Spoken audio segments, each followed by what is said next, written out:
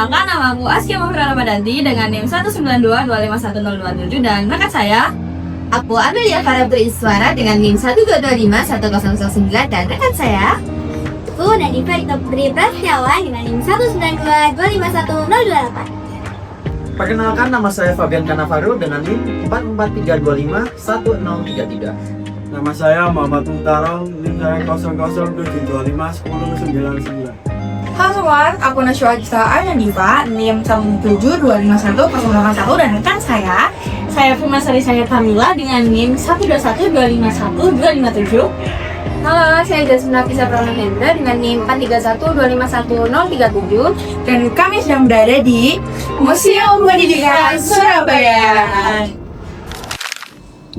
Berlokasi di Jalan Genteng Kali nomor 10, Museum Pendidikan Surabaya berdiri di gedung bersejarah bekas Sekolah Taman Siswa, tempat yang dulu melahirkan semangat pendidikan kerakyatan.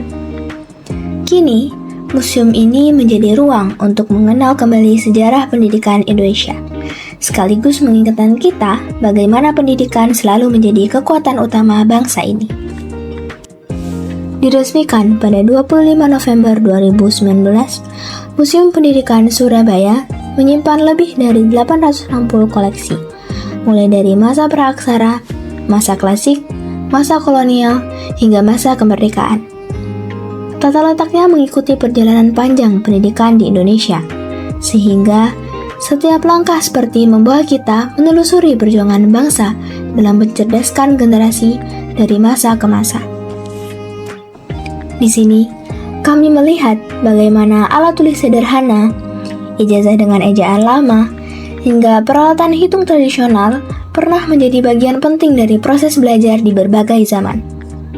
Setiap koleksi tidak hanya menunjukkan perkembangan pendidikan, tetapi juga merekam semangat juang para pelajar dan pendidik yang tetap belajar meski dalam keterbatasan.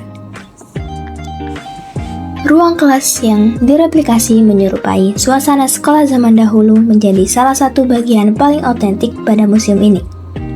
Bangku kayu, papan tulis kapur, dan suasana sederhana ini mengajarkan bahwa cinta tanah air bisa lahir dari tempat yang sederhana. Dari ruang belajar, di mana harapan dan cita-cita untuk memajukan bangsa mulai tumbuh. Ya, di sini sekarang kami sedang ingin mewawancari atas nama siapa, Kak? Nama saya Kak Danisa. Oke. Jadi pertanyaan pertama kami yaitu, Kakak bisa menceritakan sedikit sejarah mengenai Museum Pendidikan di Surabaya ini? Oke, sejarah Museum Pendidikan. Museum Pendidikan itu sebenarnya awalnya sebuah taman siswa yang didirikan oleh Ki Hajar Dewantara. Kebetulan taman siswa itu aslinya dari Yogyakarta, karena itu cabang aslinya. Untuk yang di Surabaya ini lebih kayak cabang kedua, cuman yang habis itu dipindahkan ke bagian Surabaya Barat. Itu juga taman siswanya punya yang Ki Hajar Dewantara.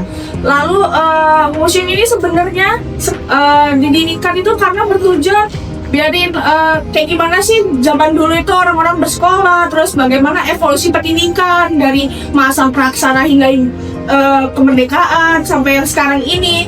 Lalu juga memperkenalkan perbedaan-perbedaan dan bagaimana evolusi dari pendidikan itu sendiri. Kayak kalau zaman dahulu itu kan nggak ada baca tulis. Terus kalau kerajaan itu bagaimana dari kayak Hindu, Buddha, Islam dan Kristen. Lalu kalau kolonialisme itu perbedaan dari penjajahan Jepang dan Belanda itu bagaimana adaptasi pendidikannya. Lalu di masa kemerdekaan hingga saat ini itu udah bagian kayak memfilter lah bagaimana biarin masyarakat itu punya semangat nasionalisme lewat pendidikan itu sendiri, begitu. Begitu ya, Pak.